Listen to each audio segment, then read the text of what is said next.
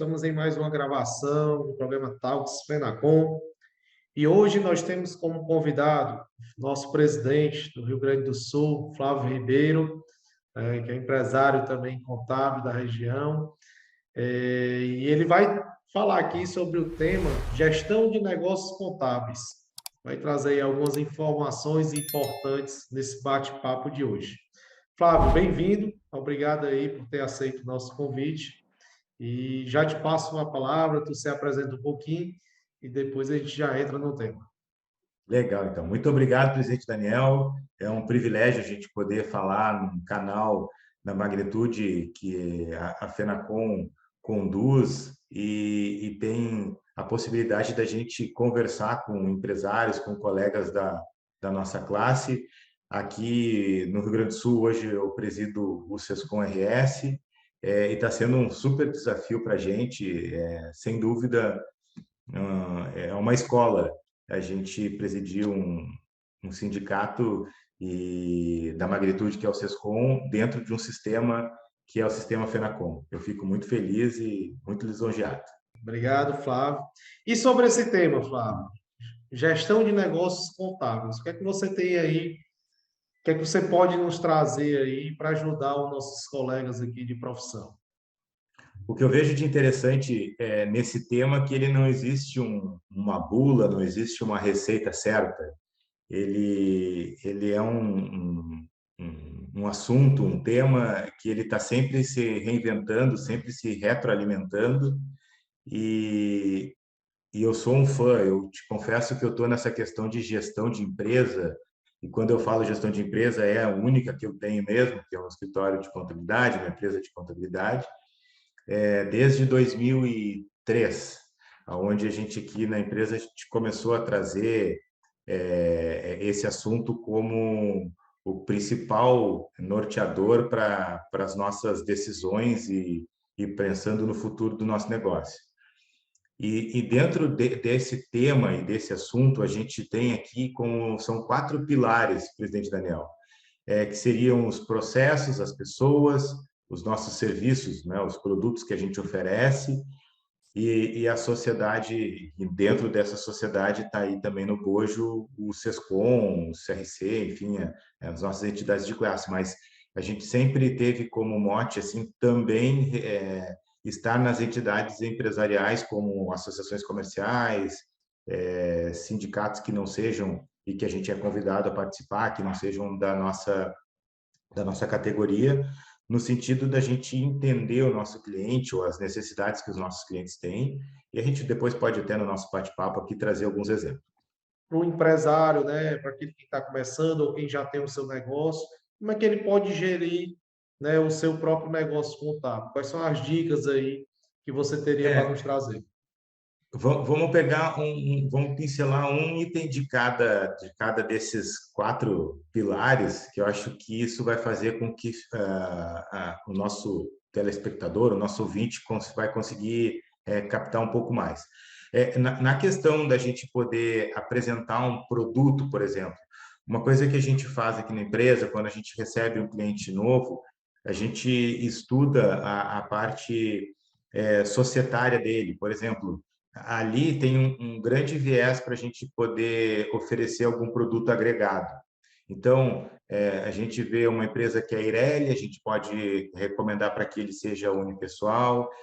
A gente percebe daqui a pouco que existe uma falta de um artigo ou de um parágrafo ou de uma sinalização da distribuição de lucros, por exemplo, diferenciada, ou a possibilidade da distribuição antecipada de lucros. Então, são 2 exemplos que eu estou passando aqui para a gente poder oferecer isso. O nosso objetivo aqui são 2, né? Um é um aumento da receita no societário e o segundo é mostrar valor, ou agregar valor, ou importância, ou mostrar que a gente está interessado também numa outra área que não a área de departamento pessoal, fiscal e contabilidade. Um outro tema que a gente faz também de caracterização dessa oportunidade de serviços não correlatos no dia a dia, por exemplo, a gente recebe um cliente de comércio, a gente faz um estudo dos últimos 5 anos, como é que ele está na parte de fiscal, por exemplo, e isso na nossa proposta a gente já diz que está separado, né? Se a gente encontra ali uma oportunidade de uma revisão administrativa, a gente não tem aqui um corpo jurídico, a gente trata isso como parte de uma consultoria, talvez, uma assessoria, mas a gente demonstra para eles ali que existe uma lacuna, que existe uma possibilidade de alguma melhora na performance dele e de impostos, ou a gente pede administrativo, ou a gente começa a fazer daqui para frente correto. Isso faz com que o nosso serviço, de novo, volte a ter a gente mostrar valor para ele, né? Valor no sentido de que vale a pena eles pagarem mais do que o nosso concorrente ou o mercado. Depois disso, vamos passar um pouco para o segundo pilar, que seria a questão de processos. A gente vem numa toada aqui na nossa empresa, a gente já participou de programas de qualidade, como o PGQP no passado, depois a gente fez a certificação em ISO, e hoje a gente está na batida de desburocratizar, de simplificar as questões dos nossos processos, no sentido de como trazer isso no dia a dia para que a equipe trabalhe mais dentro da mesma sintonia. Isso faz com que a gente utilize, então, a tecnologia. Então, tem produtos periféricos que hoje em dia tem no mercado. O nosso Clube Mais Fenacom tem ali excelentes parceiros que vendem esses produtos que, para mim, agregam muito no dia a dia e na garantia da entrega do processo com mais agilidade e mais assertividade. E aí, nessa toada, a gente entra na Lei Geral de Proteção de Dados. Então, dentro dessa coluna de processos, a gente tem que fazer com que a padronização desses processos, a constante melhoria desse mapeamento, por exemplo, antes da pandemia, nós tínhamos uma característica aqui na nossa empresa que alguns, ou vamos botar aí 30% dos clientes mandavam os seus documentos físicos. Então, a gente tinha que recepcionar esses documentos, tratar eles aqui e depois devolver. A gente não ficava com isso armazenado aqui na empresa. Com a chegada da pandemia e passado ela, a gente conseguiu fazer com que esses documentos não viessem mais físicos. Isso fez com que a gente tivesse que refazer o nosso mapeamento. Então, onde é que eu vejo que é importante o empresário ficar sempre, né, dentro da gestão? Como que a gente trouxe esse novo modelo para não perder esses 30% de clientes ou 30% das empresas que tinham essa filosofia ou essa metodologia de trazer os documentos para cá e não querer baixar o honorário, porque podiam dizer, né, como aconteceu conosco aqui, uns, mas agora tu está tendo menos trabalho porque tu está importando documentos, ou tu tá importando documentação, ou tu está fazendo com que a informação chegue de uma maneira com menos custo para ti. Então, de novo, a gente tem que trabalhar isso e demonstrar para eles que isso não é uma verdade. Passando para um terceiro pilar, eu não sei se eu estou sendo fazendo coisa muito rápida, mas depois a gente pode voltar aí, presidente, sem problema nenhum. Que não é um problema só aqui da região metropolitana do Rio Grande do Sul, e sim, eu vejo que é um problema nacional, que são pessoas, né?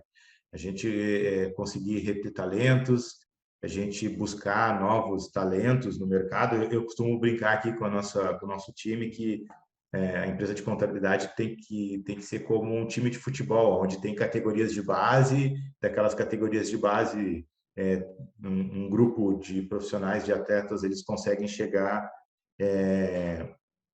no nível profissional e tá jogando aí em clubes não só do Brasil, mas também como da Europa. Às vezes nem passa, né?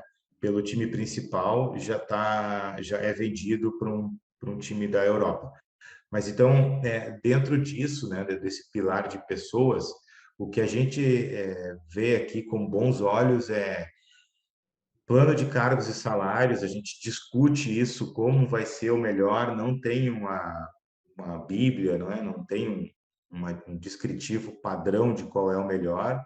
e sim a gente conversar com algumas empresas, participar de grupos de trabalho de colegas. Por exemplo, aqui no Rio Grande do Sul, a gente tem, em parceria com o Sescom Serra Gaúcha, o PQC. E ali no PQC, que é o Programa de Qualidade Contábil, a gente tem, nesse ciclo, por exemplo, são quase 70 pessoas, empresas. Então, ali a gente tem um bom nicho de troca de informações e que não são, a gente se vê ali não como concorrente, sim como parceiros de, de, de negócio, no sentido de que a gente tem as mesmas dores, né? Então, voltando ao plano de cargos e salários, um plano de carreira, eu acho que aí é a primeira premissa que a gente tem que buscar esse equilíbrio, para depois sim buscar retenção de talentos. Então, no nosso caso aqui, a gente sempre tem um ou dois alunos, pode ser alunos de contábeis, alunos de administração, de economia, onde eles estão aprendendo conosco o dia a dia de uma empresa de contabilidade, que ela é um pouco diferente aí das outras áreas que tem, por exemplo, a contabilidade. Vamos pensar, nem um pouco, é bastante, né? Auditoria, empresas de perícia, eles são bastante diferentes no dia a dia porque, por exemplo, a gente aqui, o nosso profissional, ele acaba sendo multitarefas, né? Então, ele tem que atender vários segmentos. Pega um profissional de folha de pagamento, ele atende 3, 4 convenções coletivas diferentes, né? Então, voltando à retenção de talentos, a gente mostra para esse profissional o quão é valioso, o quão é legal, o quão é importante trabalhar numa empresa de contabilidade, e a gente tem bons resultados.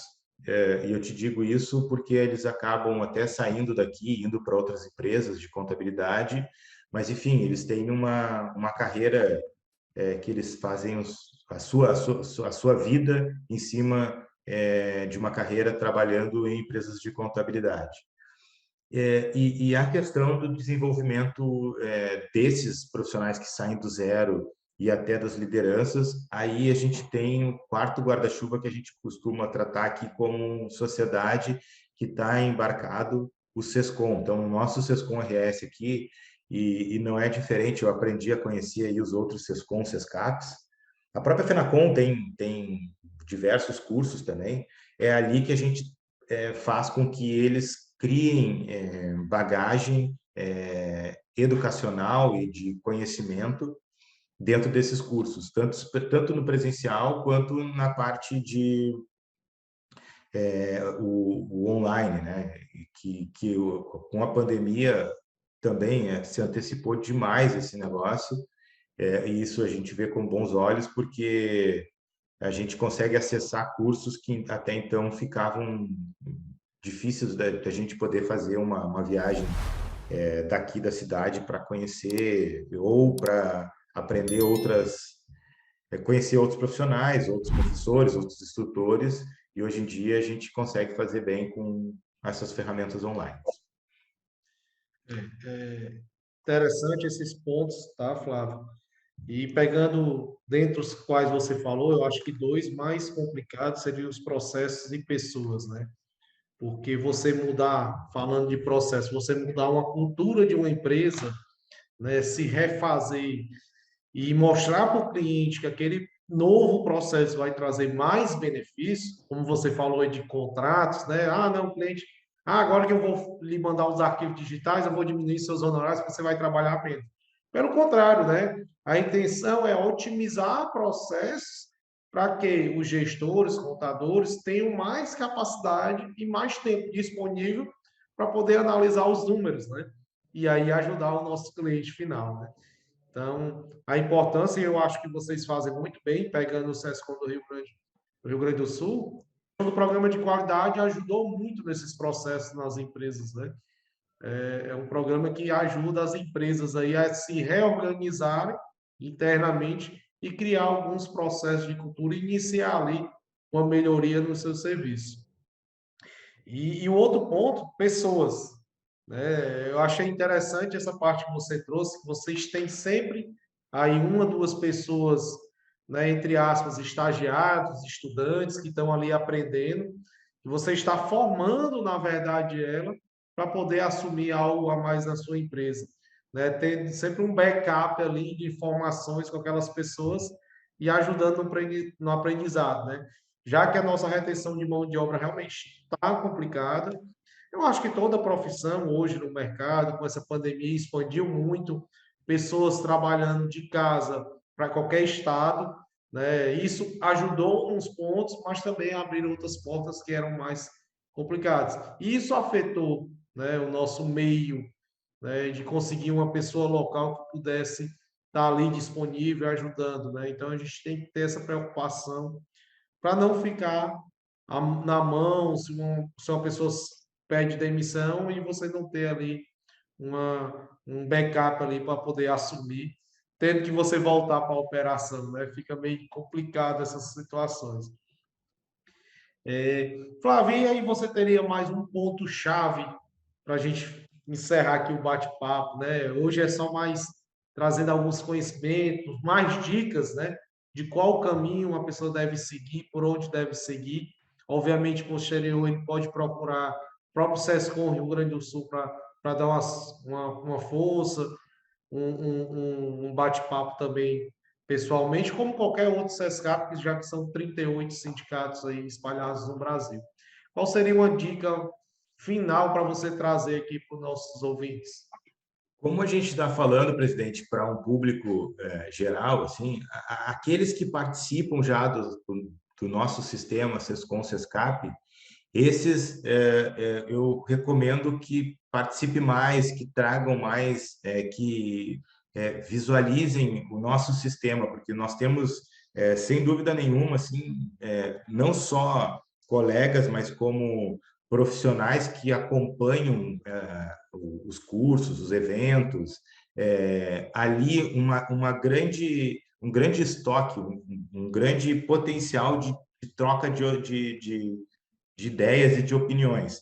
Isso eu te digo com certeza, porque a gente tem isso aqui no Rio Grande do Sul e eu conversando com outros colegas do sistema, não é diferente disso. E para aqueles que não participam, é o melhor caminho, é o menor atalho que tem para que a gente consiga comparar o nosso negócio ou as áreas que a gente tem, ou daqui a pouco a gente nem sabe que tem isso. Exemplo, vamos pegar da parte do societário. Eu te confesso que essa metodologia de olhar e de entender, de pesquisar, isso não veio de mim, não veio nem da minha irmã, não veio do pessoal interno mesmo, assim, da gente ouvir. Então, uma segunda questão é nós, empresários, ouvirmos mais a nossa equipe. Tem uma gurizada chegando, gurizada, né, uma juventude nova aí no mercado, e eles pensam diferente. Então, a gente tem que entender como é que a gente pode se comunicar com eles e ouvi-los, porque isso veio também naquele pilar de pessoas e de processos, a gente fazendo uma ligação dos dois, onde a gente começou a escutar a equipe, como que a gente poderia fazer com que o societário se tornasse um, um setor também de vendas, né? Porque bem ou mal isso não deixa de ser um comercial. Então a gente não precisa ter uma pessoa focada no comercial. Todo time ele pode ser um alavancador de receita do nosso negócio. Não sei se eu consegui responder a tua pergunta das dicas aí, mas Respondeu e ainda deu mais outras dicas, né? Essa questão do comercial aí é interessante, né? Você tem que fazer que seu colaborador ele realmente vista a camisa, ele não seja apenas um mero executor, né? Ele tem que se sentir parte da empresa para poder também vender sua empresa no mercado, né? E isso termina ajudando realmente esse envolvimento das pessoas. Ele começa a tomar liberdade de dizer, rapaz, esse processo poderia ser melhor de tal maneira, vamos mexer aqui, vamos melhorar ali, né? Isso é bom, essa interação com os colaboradores em geral, né? Acho que a visão interna de quem está na prática e a visão de fora, né, do gestor, que não está ali no dia a dia executando, quando se junta, você consegue encontrar novos caminhos aí e até ofertar outros serviços que o mercado pede, né? Que a contabilidade não é mera execução de serviços contábeis, né? Hoje é uma gama de serviços que nós podemos levar para a sociedade empresarial como um todo. sem dúvida. Então, Flávio, muito obrigado pela sua presença, obrigado pelas dicas aqui, pelos conceitos que você trouxe aqui para esse tema sobre o negócio contábil, sobre gestão de negócios contábeis. Muito obrigado, tá bom? Muito obrigado, eu que agradeço a oportunidade. Obrigado. E a você que nos assiste, clica lá no nosso sininho, fique atento às nossas mudanças, nossas informações e aos vídeos que são postados semanalmente. Obrigado e até a próxima.